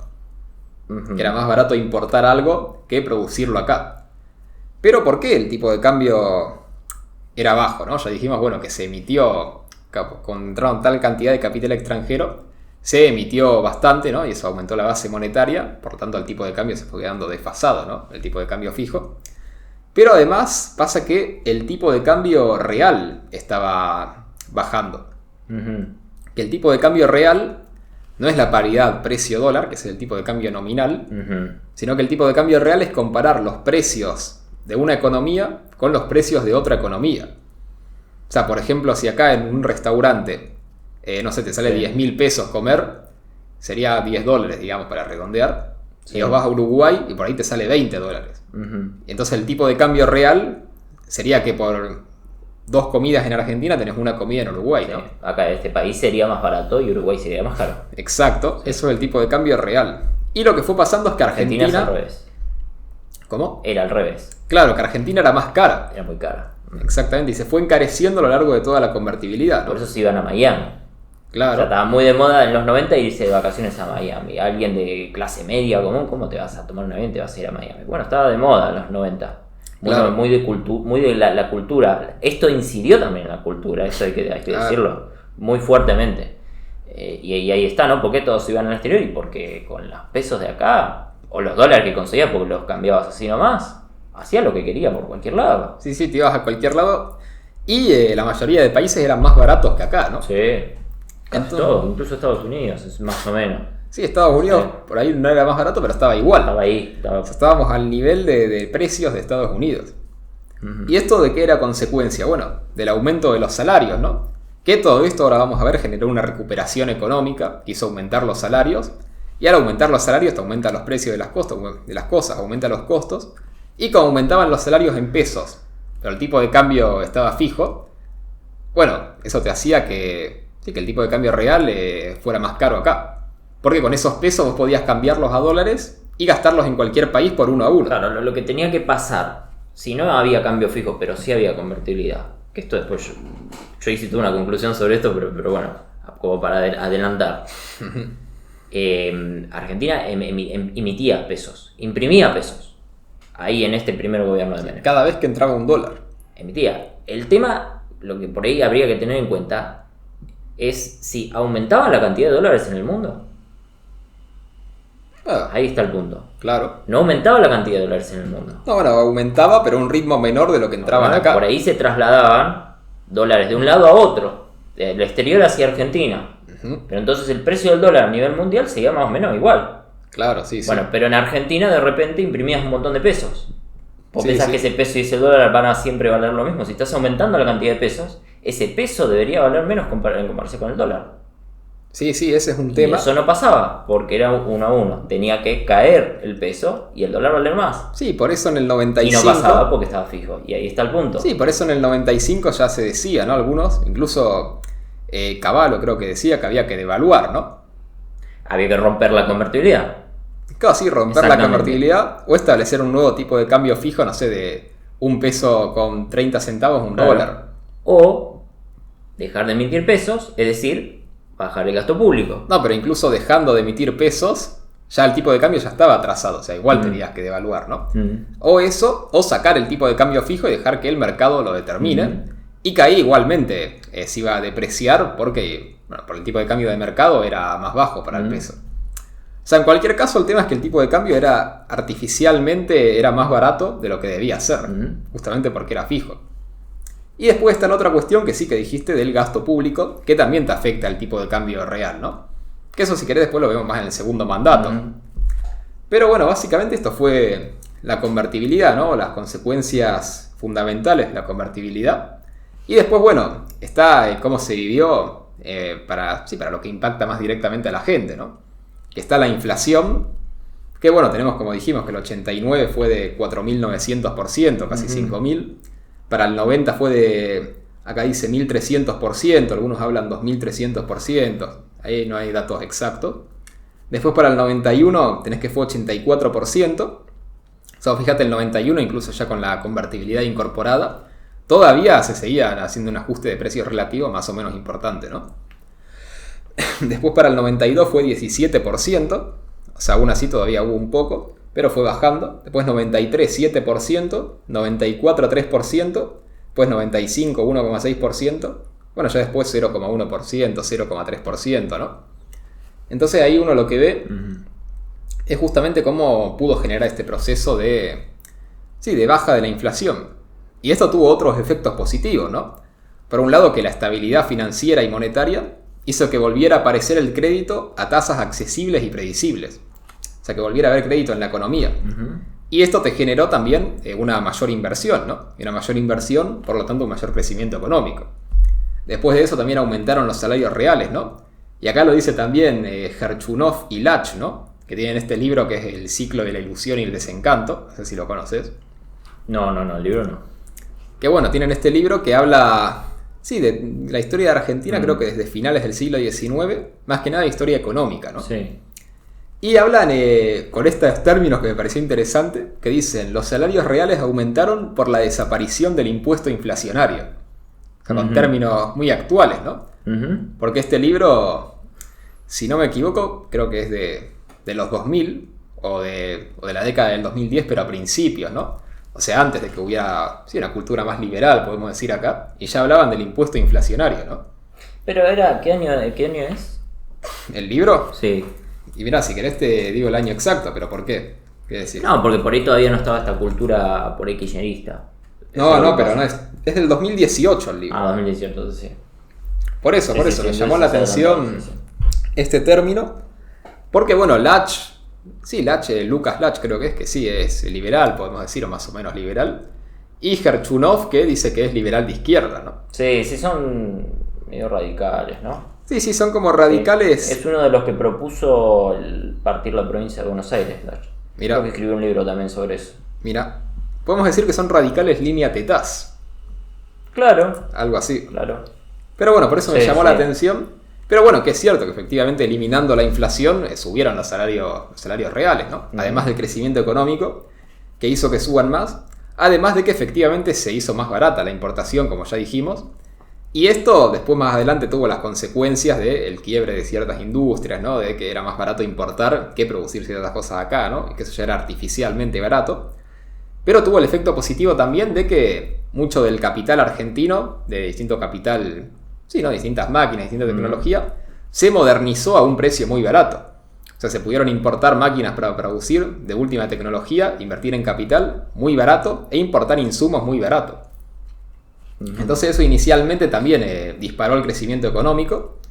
Y tenés que en estos 4 años, de 1991, 92, 93, 94, el crecimiento económico anual en promedio fue de 8,8% durante altísimo. 4 años. Sí, altísimo. De hecho, si vos tomás cualquier periodo de 4 años de Argentina durante el siglo XX, este es el periodo de mayor crecimiento de 4 años en todo el siglo XX. Él tenía razón, el mejor gobierno y tuvo dentro de la historia. Bueno, es que lo estás comparando, imagínate, todo el siglo XX lo estás comparando con el segundo gobierno de Roca, con el gobierno de Perón, bueno, con todo lo que era antes del 30, después del 30, Aramburu, Onganía, todo. O sea, todas las épocas históricas argentinas están contenidas en el siglo XX, casi en la Argentina moderna. Sacando por ahí lo de finales del siglo XIX, que no está, que tal vez ahí finales del siglo XIX podría ganarle. Sí. Pero bueno, o sea, de todo el siglo XX es el más alto.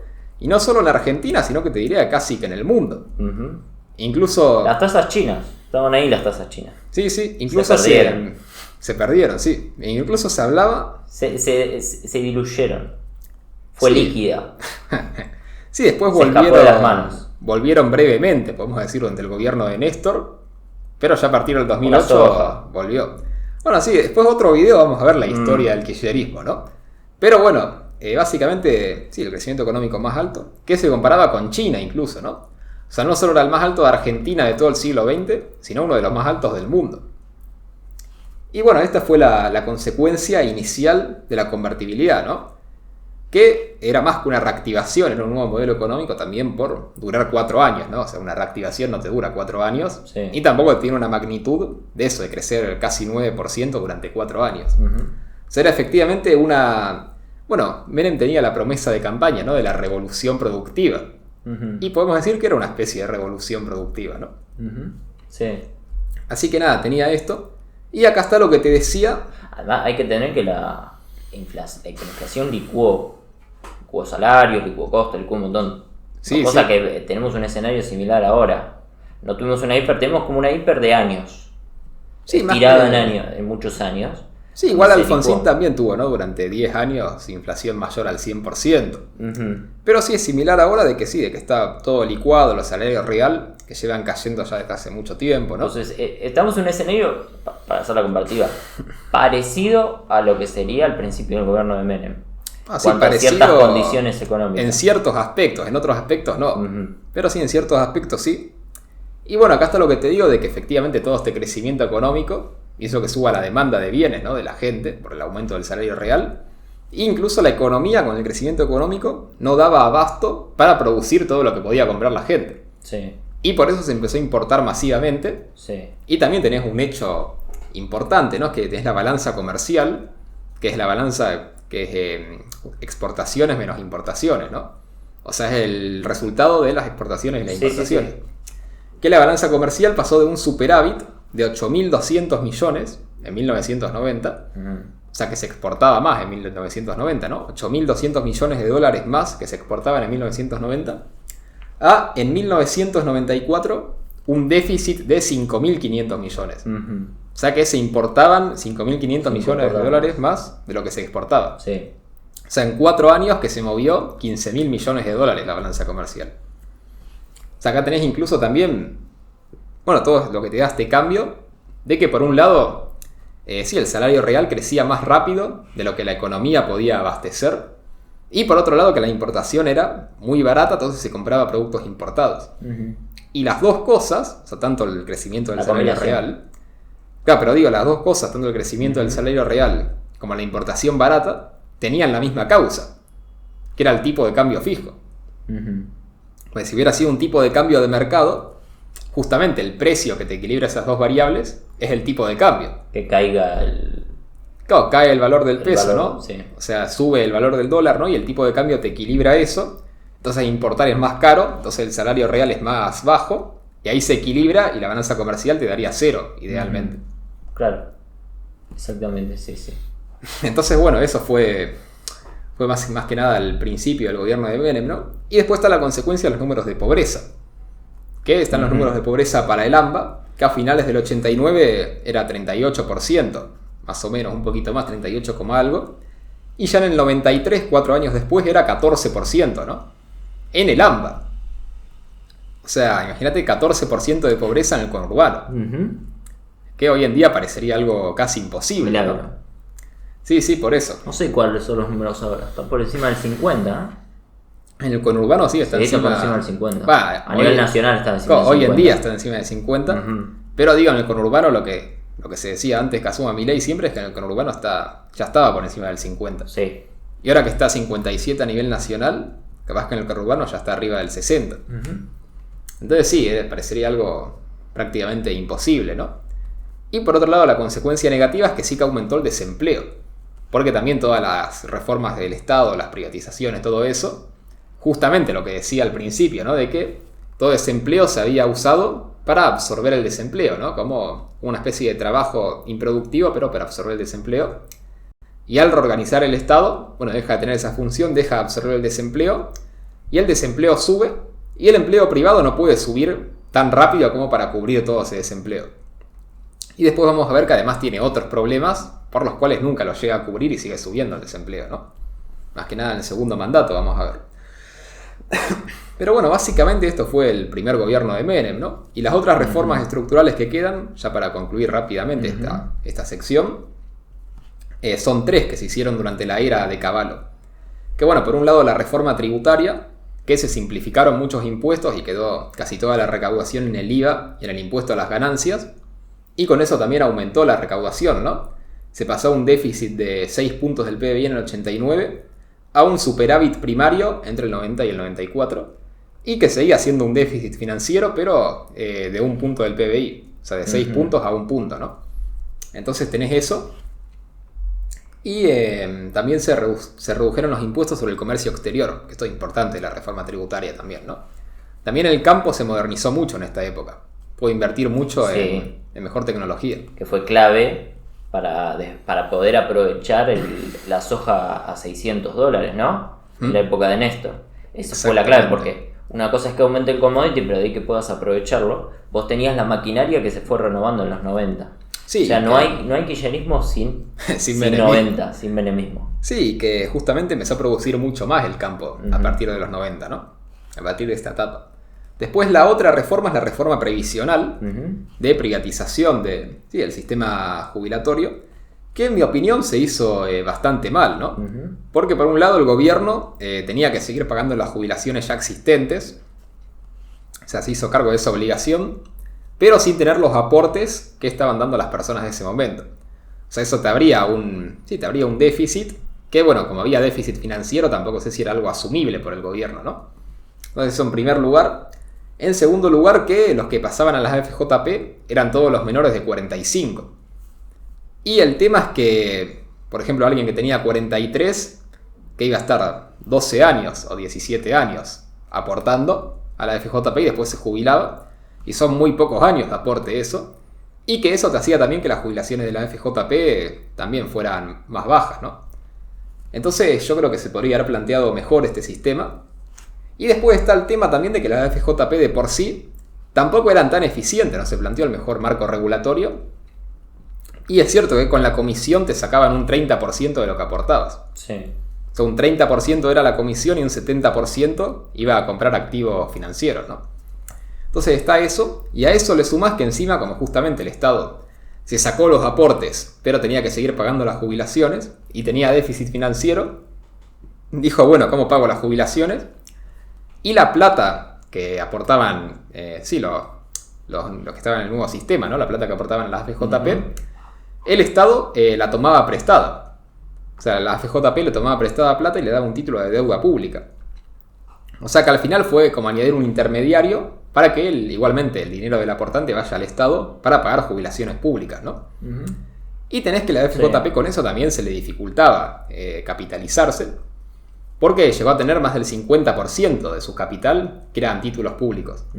Y después, hasta el momento que se estatizó, ya en el 2008, creo que llegó a ser 2/3, 66% de los activos que eran deuda pública. Y el problema es que eso, justamente la idea de la FJP, que era que la plata de las pensiones no dependiera tanto de la situación financiera del Estado argentino. Y vos teniendo... No tenías esa situación.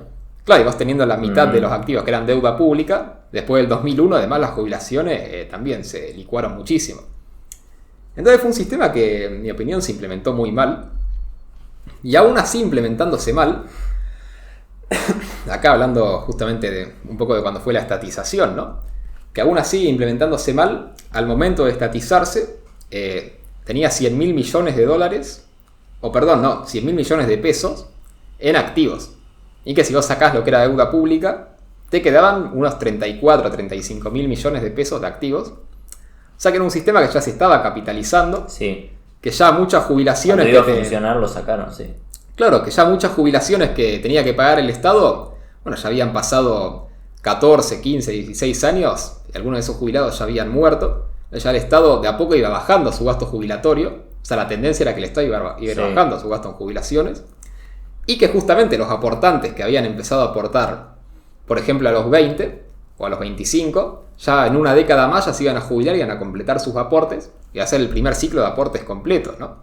Es decir, el Estado ahí hubiera pagado toda su deuda pública, y para que las FJP pasaran eso a activos privados.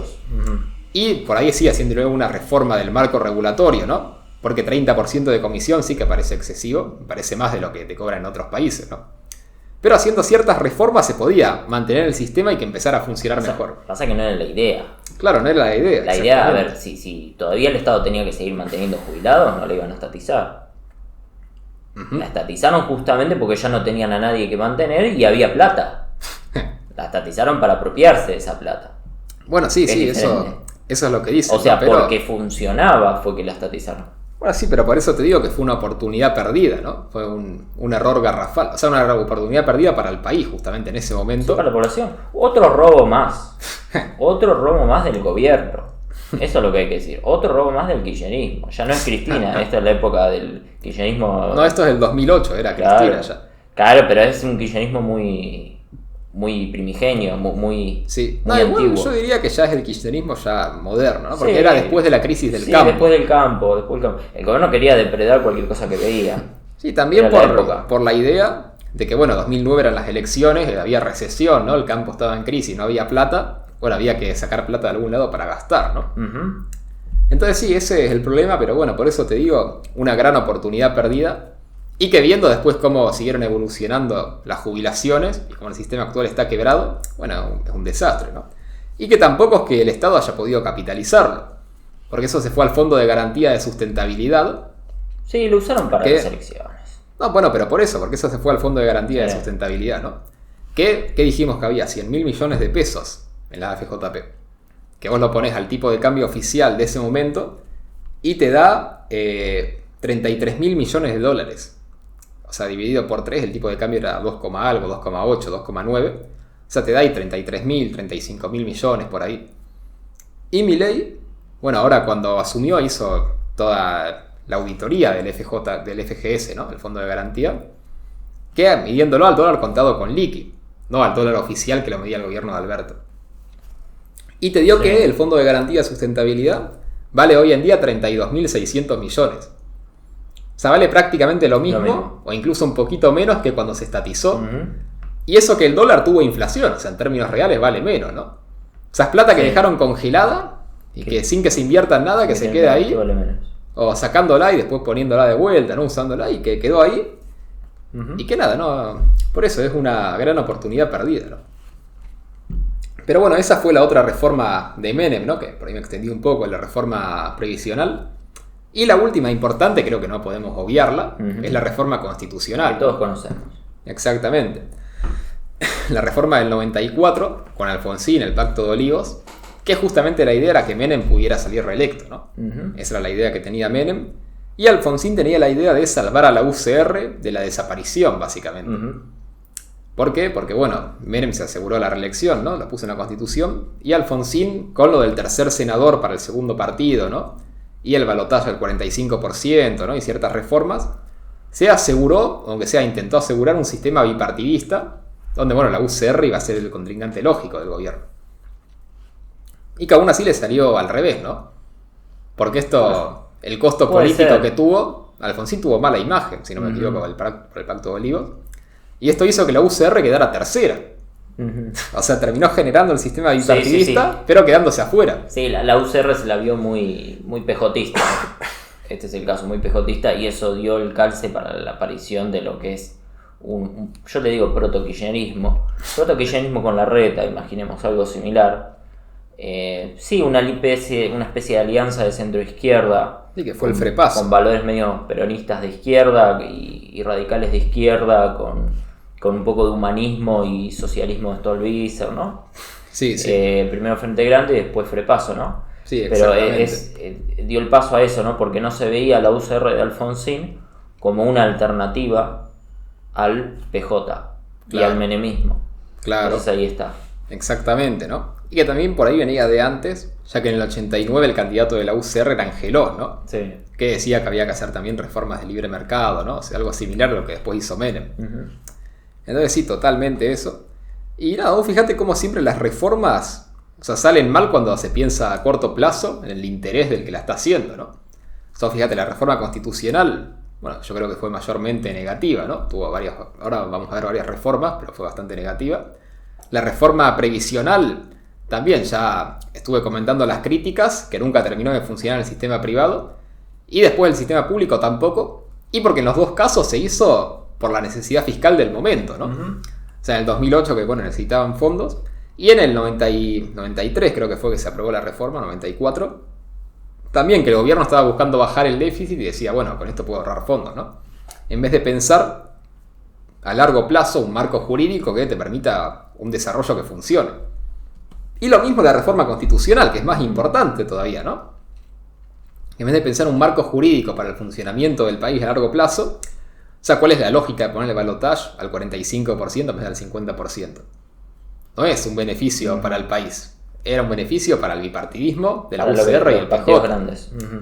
¿O cuál era la lógica del tercer senador, que son 3 senadores en vez de 2, y que el tercero vaya para el segundo partido y ya está, y que después no haya más representación, o que no haya otro sistema o lo que sea, o que no haya un solo senador en todo caso que pueda tener una representación más directa, ¿no? Que sean 3, que es algo rarísimo, y que sean 2 y 1. Bueno, la lógica era que viendo las provincias cómo se distribuían, que siempre la UCR y el PJ iban a tener aunque sea un tercio del Senado. Y entonces iban a poder bloquear cualquier reforma constitucional, ¿no? Y viendo por lo general que iban a tener más o menos mitad y mitad, ¿no? Por ahí alguna vez estaba uno más así, otro más así, pero siempre esa era la idea. O sea, siempre es la idea esta de ver el beneficio para lo que conviene, ni siquiera para lo que conviene para uno mismo, sino para lo que conviene para uno mismo y encima en el corto plazo, o sea, ni siquiera pensando en el largo plazo o en el mediano plazo. Y por eso estas reformas salen mal, ¿no? Y nada, acá las reformas que hay, bueno, ya mencioné algunas, después se puso la coparticipación también, ¿no? Sí, coparticipación, artículo 14 bis, el Consejo de la Magistratura. No, el 14 bis ya estaba. No, el 14 bis ya estaba, 56. Perdón, sí, eso fue del sí, eso 57. Muy viejo, muy viejo. El Consejo de la Magistratura. Sí, pero por resumir, ¿no? Consejo de la Magistratura para elegir los jueces, sí. ¿no? El sistema actual. La figura del jefe de gabinete. Jefe de gabinete. También. Bueno, eso fue muy radical, una idea de convertir a Argentina en una especie de semipresidencialismo, ¿no? Sí, la idea se le dieron ciertas atribuciones, pero lo seguía eligiendo el presidente, entonces es como un ministro más. Sí, fue algo fracasado, totalmente. Pero bueno, la Auditoría General de la Nación, ¿no? Fíjate, la creación de la Ciudad Autónoma de Buenos Aires, que se creó únicamente porque siempre los radicales ganaban en Cava. Y fue parte de la negociación para negociar, bueno, el peronismo tiene la provincia de Buenos Aires, pero los radicales la capital, ¿no? O sea, de vuelta, fíjate, la negociación solo por eso, sin ver si funcionaba, si no funcionaba. Que incluso algunas cosas de estas pueden funcionar, pero por azar, ¿no? Porque lo hayan pensado para que funcione.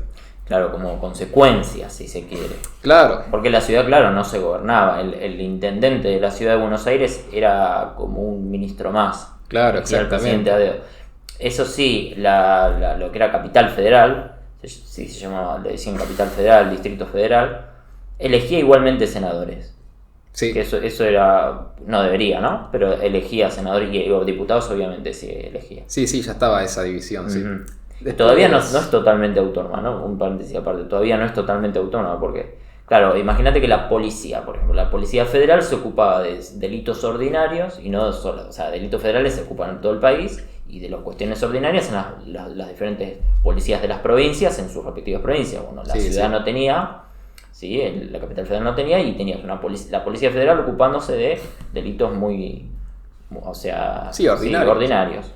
Como la justicia, ¿no? Sí, todavía quedan algunas transferencias por hacer.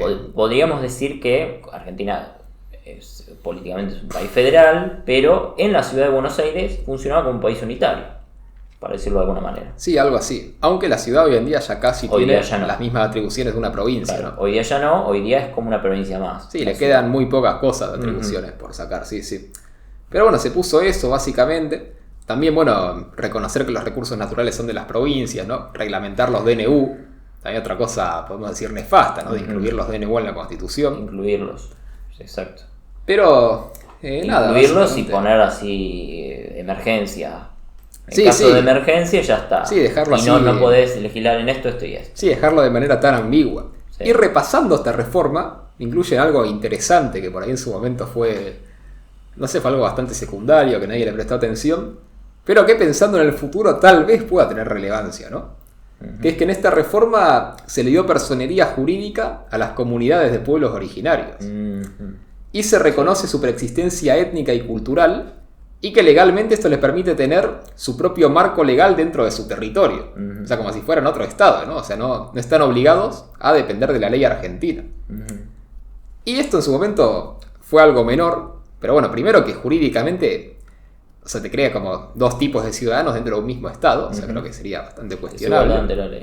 Y segundo, que hay que ver si acaso con todo el conflicto mapuche del sur, si no puede llegar a tener una implicancia política en el futuro, ¿no? Lo que pasa es que todas estas cosas, si la justicia te lo quiere interpretar de esta manera y te dice, no, pero arriba de la Constitución hay una premisa y una forma de interpretar la Constitución donde todas las personas somos iguales. Entonces vos no podés tener, o sea, reconocemos la preexistencia, pero no puede funcionar como un Estado. A lo mejor le puedes dar tierras y mantener la cultura, financiarla, pero ya pero eso depende de la interpretación. Claro, depende de la interpretación de la justicia, ¿no? De alguna forma nuestro sistema, que es difuso, permite por ahí esa válvula de escape frente al bochorno de hacer este tipo de cosas en la Constitución. No, bueno, pero creo que al final, para un tema de esta trascendencia, terminaría yendo a la Corte Suprema. Sí. O sea, en última instancia depende de la Corte Suprema, y de la voluntad política del gobierno de turno, ¿no? De ver qué política toma. Pero bueno, viendo también un poco el conflicto mapuche en el sur, que por acá no está tan extendido, pero bueno, por ejemplo en Chile está mucho más extendido, ¿no? Claro. Tener esto en la Constitución podría ser un problema, tal vez a mediano plazo, depende cómo evolucione la política. Allá sí se los reconoce, no leí la Constitución de Chile, pero sí tiene ahí el problema es más grande, ¿no? Ahí tienen guerrillas. Bueno, sí, Chile tiene un problema mucho mayor, exactamente. Y tienen más población, ¿no? Más poblaciones que acá son muy pocos. Sí, totalmente. Pero bueno, esto es básicamente el resumen, ¿no? Del primer gobierno de Menem. Vamos a decir la época de Cavallo. O sea, todo esto, la época económica fue más que nada, todas las medidas que tomó Cavallo, básicamente.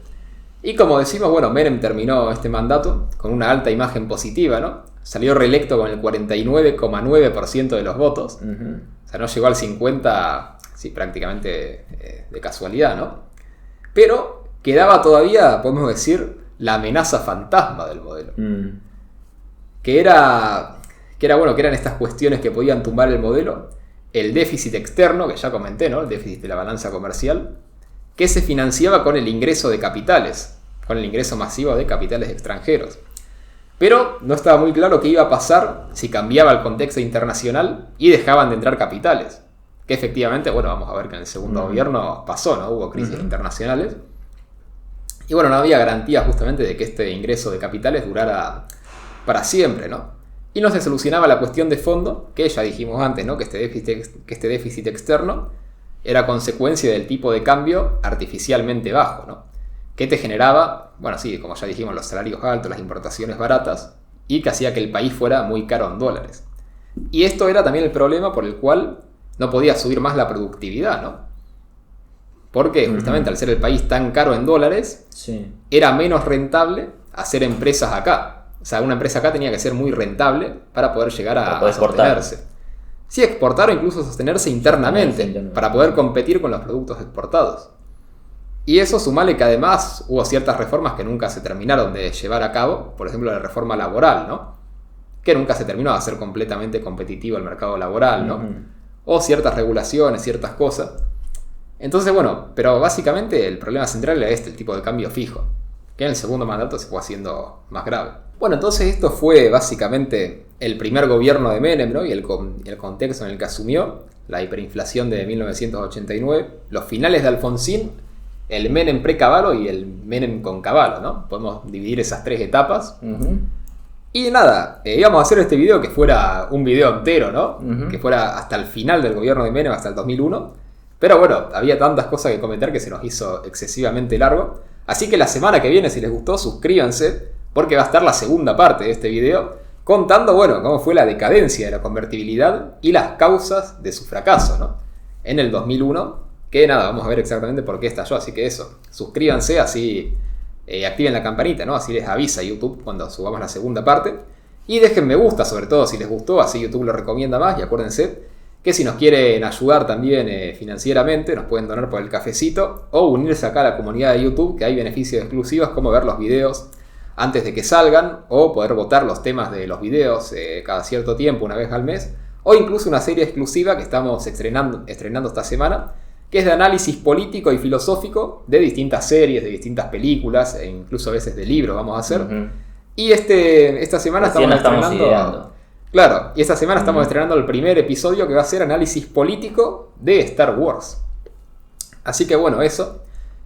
Más que nada, suscríbanse, que nos ayuda muchísimo. Y bueno, muchas gracias a todos los que se quedaron acá hasta el final. Y lo esperamos la semana que viene con la segunda parte, ¿no? Así que bueno, sin nada más que decir, nos estamos escuchando.